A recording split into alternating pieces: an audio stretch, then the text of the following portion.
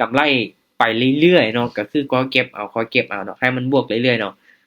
อย่าคิดสิว่าโอ้ต้นทุนเฮาติดลบไปหลายเฮาอยากได้บัดเดียวเนาะให้มันได้ไวเนาะเฮาเทรดบวกมื้อละน้อยมื้อละน้อยเนาะเดี๋ยวก็ได้ต้นทุนตัวนั้นกลับคืนมาเนาะแถมยังเป็นการที่ว่าสร้างตนเองให้มีระเบียบวินัยให้หลายขึ้นเนาะอ่าโอเคเนาะมาเดี๋ยวมาเริ่มเลยเนาะมาเบิ่งว่าค่อยจะมีกำไรบ่รอบนี้เนาะสำหรับรอบนี้ทุกคนเนาะ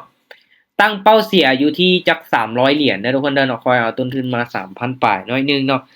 ตั้งเป้าเสียอยู่ที่300 เหรียญเนาะ300หา500 เหรียญนะทุกคนเดินเนาะ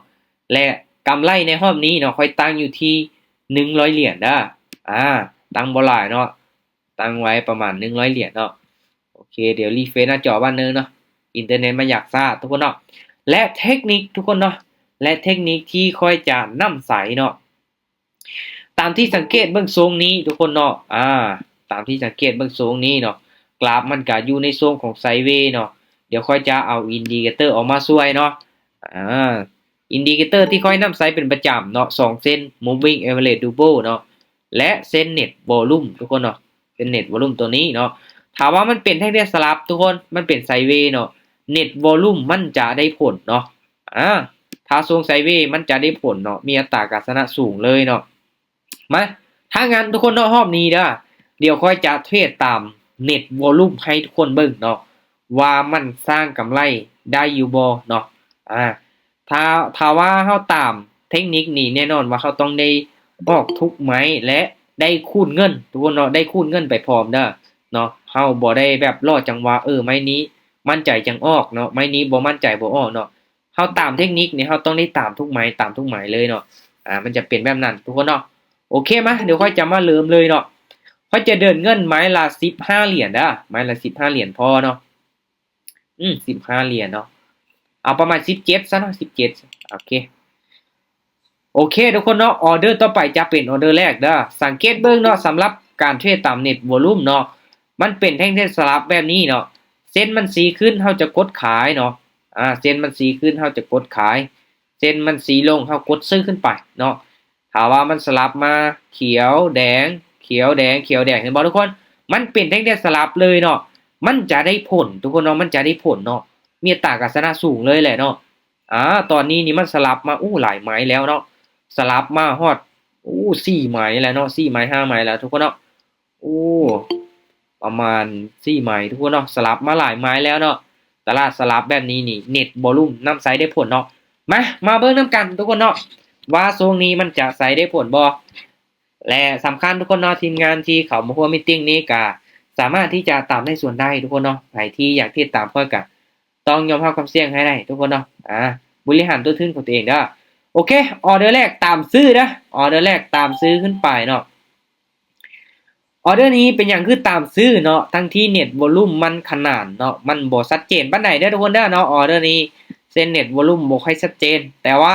แท่งเทียนเราท่ามันเป็นแดงเนาะแท่งเทียนเราท่ามันเป็นแดงถามว่ามันเป็นแท่งเทียนสลับอยู่เนาะแท่งเทียนนี้เป็นแดงมันต้องขึ้นเขียว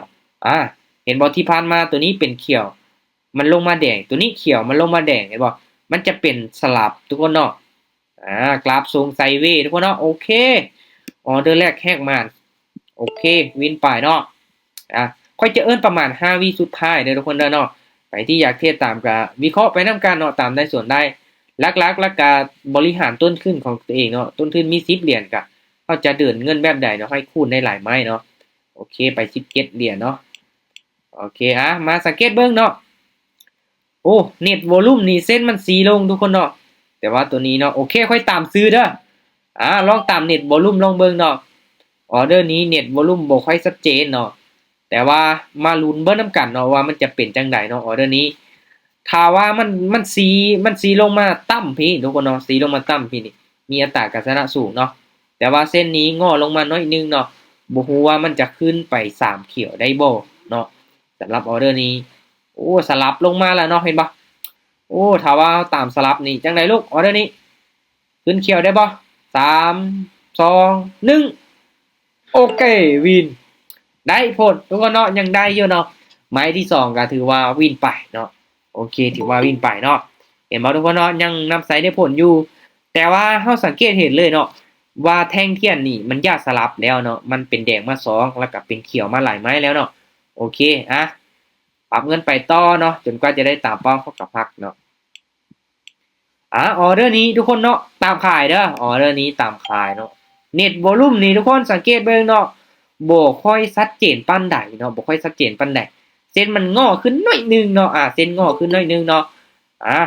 ออเดอร์นี้ที่ว่าตัดสินใจขายก็สังเกตเบิ่งจากเส้นตัวนี้แหละเนาะเส้นเน็ตวอลุ่มนี้งอขึ้นหน่อยนึงเนาะแถมบวกกับแท่งเทียนเขียวเด้อมันขึ้นมาฮอด4แท่งเทียนเขียวแล้วเนาะมีโอกาสที่จะพักโตเนาะพักโตได้บ่ออเดอร์นี้ลูกลงมาพักโตแดงลงมาได้บ่โอ้ยโอ้ขึ้นเขียวต่อเลยทุกคนเนาะโอเคพลาดไปเนาะออเดอร์นี้โบได้ทุกคนเนาะเน็ตวอลุ่มไม่ค่อยชัดเจนเนาะโอ้แสดงว่ากราฟนี้เริ่มที่จะเป็นเทรนทุกคนเนาะเริ่มเป็นเทรนขาขึ้นแล้วเด้อเนาะเริ่มเป็นเทรนขาขึ้นละเป็นเขียวมาหลายไม้แล้วเนาะโอเคปรับเงินเนาะออเดอร์นี้ไป34เนาะ17แล้วก็ไป34โอเคมาออเดอร์นี้ทุกคนเนาะถ้าว่ามันขึ้นสูงแบบนี้ค่อยขายอีกอะมาตามขายอีกเนาะตามขายอีกมันขึ้นมาสูงแบบนี้มีโอกาสที่จะพักตัวลงมาแดงเนาะโอ้แต่ว่าบุฮูว่ามันจะเป็นออเดอร์นี้บ่เนาะบุฮูว่ามันจะเป็นแท่งเทียนตัวนี้บ่เนาะเพราะว่ามันขึ้นไปสูงแล้วเนาะโอเคขึ้นไปสูงแล้วก็ลงมาทุกคนเนาะมันเป็นเขียวหลายไม้แล้วเนาะเห็นบ่เขียวมา6ไม้ติดแล้วทุกคนเนาะโอ้งามเลยออเดอร์นี้ลงมาแดงงามๆเลยเนาะจับจุดเนาะโอเคสบายดีทีมงานที่เข้ามาใหม่เด้อเทศกราฟของทองคำทุกคนเนาะโอเคออเดอร์นี้วินงามๆเรียบร้อยทุกคนเนาะอ่า โอเคอาจจะมีวินแน่พลาดแน่แต่ว่าเขาเดินเงินเป็นระเบียบเนาะเขามีกำไรแน่นอนทุกคนเนาะมีกำไรแน่นอนโอเคถามว่ามันขึ้นมาเขียวลายไหมแบบนี้เนาะเขาจะตามซื้อขึ้นไปอันตรายทุกคนเนาะมันต้องพักตัวลงมาแดงเนาะโอเคปรับเงินไปต่อเนาะปรับเงินไปต่อ10 เหรียญเนาะออเดอร์นี้ทุกคนซื้อเด้อถามว่าแท่งเทียนนี้เป็นแดงเนาะซื้อขึ้นไปเด้อเน็ตวอลุ่มซีลงทุกคนเนาะเน็ตวอลุ่มซีลงมาเด้อเน็ตวอลุ่มซีลงมาเนาะออเดอร์นี้ตามซื้อเลยได้เนาะถามว่ามันเป็นคือที่พันมากทุกคนเนาะถามว่าเป็นเทรนขาขึ้นทุกคนเนาะถามว่าเป็นเทรนขาขึ้นนี่มันลงมาสองแดงจังซี่นี่มีโอกาสขึ้นไปต่อเขียวได้เนาะแต่ว่าโอ้ตอนนี้นี่กลับลงมาแดงอีกแล้วเนาะโอ้จังไดลูกกลับขึ้นไปได้บ่ออเดอร์นี้ขึ้นไปเขียวอีกได้บ่เนาะโอ้มันขึ้นไปแล้วทุกคนเนาะถึงแห้งขายเทลงมาอีกโอ้บ่ได้ทุกคนเนาะออเดอร์นี้โอ้แสดงว่าอาจจะเป็นแดงกับแดงหลายไม้เลยเนาะโอ้ขึ้นไปต่อเนาะ โอเคแห้งซื้อแห้งขายค่อนข้างที่จะมาหลายทุกคนเนาะเทลงมาแห้งเลยตอนนี้เนาะเป็นเทคนิคที่ว่าใหญ่ๆเลยเนาะโอเคมาตามเทคนิคไปก่อนเนาะค่อยจะตามเทคนิคไปก่อนเนาะโอเคปรับเงินเนาะออเดอร์นี้ไปอยู่ที่34เหรียญเนาะทุกคนเนาะขึ้นมาสู่แบบนี้ขายบ้านนึงเนาะตามขายลองเบิ่งเนาะแห้งซื้อนี่มาเต็มร้อยเลยเนาะมาเต็มเลยเนาะตามเน็ตวอลุ่มไปก่อนเนาะเน็ตวอลุ่มซีขึ้นเนาะมาเบิ่งว่ามันจะสลับลงมาแดงได้บ่โอ้มันขึ้นมาสูงจังซี่ก็มีโอกาสที่จะลงมาแดงให้เฮาได้อยู่ได้เนาะลงมาก่อนลูกแทงเทียนยาวๆแบบนี้มันต้องลงมาจังซี่ล่ะแม่งามหลายทุกคนงามหลายเนาะสังเกตเบิ่งเลยเนาะถ้าว่ามันเป็นแบบเขียวขึ้นไปบาทเดียวนี่โอ้มั่นใจเลยแหละเนาะมาจังซี่แล้วบ่เนาะถ้าว่ามันเป็นแบบแดงมา3ไม้แล้วเนาะเขียวมาขึ้นไปยาวๆแบบนี้โอ้ตามขายทุกคนเนาะอ๋อเดี๋ยวนี้กินเต็มไปต่อทุกคนเนาะไปต่อเด้อ ถ้าว่าแท่งเทียนเขียวตัวนี้ทุกคนเนาะขึ้นมาเพ่งกับ2แท่งเทียนตัวนี้ค่อยจะตามขายเลยเนาะมีโอกาสสลับเนาะมีโอกาสสลับลงมาแต่มันขึ้นไปบ่จับนี่มีโอกาสขึ้นไปอีกแท่งเทียนหนึ่งทุกคนเนาะเป็นจังได๋เฮาก็ต้องเดินเงินให้เป็นระเบียบก่อนเนาะบ่จับคักเนาะโอเคตามขายเด้อตามขายตามขายเนาะยังบ่จับเด้อทุกคนเด้อเนาะสังเกตเบิ่งเลยเนาะยังบ่จับเนาะมันก็มีโอกาสที่จะขึ้นไปอีกแท่งเขียวนึง แต่ออเดอร์นี้ค่อยต่ำขายลงมาเนาะเพราะว่าเน็ตวอลุ่มกับซีขึ้นเนาะมาเบิ่งนำกันว่ามันจะสลับลงมาได้บ่เนาะออเดอร์นี้ถ้าว่ามันขึ้นไปเต็มนี่โอ้มั่นใจเลยจังใดมันก็ต้องสลับเนาะแต่ว่าตัวนี้ยังบ่เต็มคักเนาะมาลุ้นเบิ่งนำกันเนาะมาลุ้นเบิ่งนำกันซาแท้โอเคมีตติ้งซาทุกคนเนาะโอ้งามหลายงามหลายโอเคสุดยอดทุกคนเนาะกินเต็มกินเต็มไปงามๆเนาะ แต่ว่ากราฟเป็นแท่งเทียนใหญ่ชัดเจนแบบนี้ก็วิเคราะห์ง่ายทุกคนเนาะวิเคราะห์ง่ายเนาะวิเคราะห์ง่ายเลยแหละเนาะ ไปต่อโอ้ลืมเบิ่งทุกคนว่ามันได้ตามเป้าแล้วบ่นะได้ตามเป้าแล้วบ่ออกจากออเดอร์นี้อีกก่อนออเดอร์นี้นี่ตามเน็ตวอลลุ่มเขาต้องขายเนาะแต่ว่าจงไซส์ยาวก็มีโอกาสขึ้นไปต่อเนาะตามขายเด้อทุกคนนะตามขายออเดอร์นี้จงไซส์ไว้ยาวขนาดเนาะจงไซส์ไว้ยาวขนาดเนาะแต่ว่าตามเน็ตวอลลุ่มไปเนาะแท่งเทียนสลับทุกคนถามว่ามันสลับเขียวแดงตามที่ค่อยบอกนี้จังได๋ก็วินนะทุกคนเนาะงามๆเลยได้เนาะบ่แม่นได้ตามเป้าแล้วบ่เนาะเดี๋ยวค่อยเบิ่งก่อนเนาะจื้ออยู่เนาะว่าตัวเองมีกำไรมาโอเคทุกคนเนาะถามว่าวินไหมนี้มีโอกาสที่จะได้กำไร100เหรียญในรอบนี้เด้อในรอบนี้มีโอกาสเนาะเดี๋ยวเบิ่งก่อนมีโอกาสได้100เหรียญเนาะในรอบนี้ก็ใช้เวลาบ่โดนเนาะใช้เวลาบ่โดนเนาะในการเทรดทุกคนเนาะโอเควินไปทุกคนเนาะเดี๋ยวเบิ่งก่อนฮอดแล้วบ่เนาะโอเคเฮาก็ได้90ปลายทุกคนเนาะ90ปลายน้อยนึงเนาะโอเคมาไปอีกไม้หนึ่งเด้อทุกคนเด้อถ้าว่าค่อยวินอีกไม้หนึ่งเนาะค่อยจะพักแล้วเนาะโบโลบหลายทุกคนเนาะโบโลบหลายเนาะโอ้ออเดอร์นี้โบทันเด้อทุกคนเด้อเนาะเอาเป็นออเดอร์ต่อไปเนาะลักๆกาได้กำไรเนาะพร้อมละน้อยเท่ากับพักทุกคนเนาะโลบหลายบ่ได้เนาะโลบหลายมีโอกาสเจ็บเนาะคอยเก็บเอาเนาะคอยเทรดเอาเทื่อละน้อยเนาะคือที่ค่อยเว้าเนาะถ้าว่าเขาติดลบไปล่ะยากที่จะเติมเข้ามาแล้วออินให้มันได้ขึ้นได้ไหมเดียวนี่แห้งมีโอกาสที่จะเสียทุกคนเนาะเฮ็ดแบบนั้นนี่แห้งเสียสะสมไปเรื่อยๆเนาะแต่ว่าเราคิดแบบนั้นล่ะมีโอกาสที่จะคิดผิดเลยทุกคนเนาะมีโอกาสที่จะเสียเงินเนาะโอเคเนาะมาออเดอร์นี้ ทุกคนเนาะถามว่าวินกาแน่นอนเนาะจะเป็นออเดอร์สุดท้ายในรอบนี้เนาะเพราะว่าเขาก็มีกำไรมาหลายแล้วเด้เนาะไปต่อนี่ขาดขึ้นนี่บ่เอาได้เนาะต้องมีกำไรแล้วก็พักทุกคนเนาะมีกำไรแล้วก็พักการเทรดบ่จำเป็นต้องใช้เวลาอยู่ดนคือที่ค่อยเว้าเนาะใช้เวลาน้อยเดียวเนาะโอเคทุกคนเนาะออเดอร์นี้เด้อมาตามซื้อเด้อออเดอร์นี้ตามซื้อเด้อตามซื้อซื้อขึ้นไปเนาะซื้อขึ้นไปตามเน็ตวอลุ่มทุกคนเนาะตามเน็ตวอลุ่มไปเนาะตามเน็ตวอลุ่มไปโอเคมาลุ้นมาทำกันเด้อมาลุ้นมาทำกันเนาะถามว่าออเดอร์นี้ปิดเขียวนี่โอ้กำไรงามๆเลยรอบนี้เนาะอัตราการชนะสูงนี่ทุกคนจังได๋ตีลังกาวินแล้วออเดอร์นี้เนาะตีลังกาวินเลยแหละเนาะทุกคนเนาะ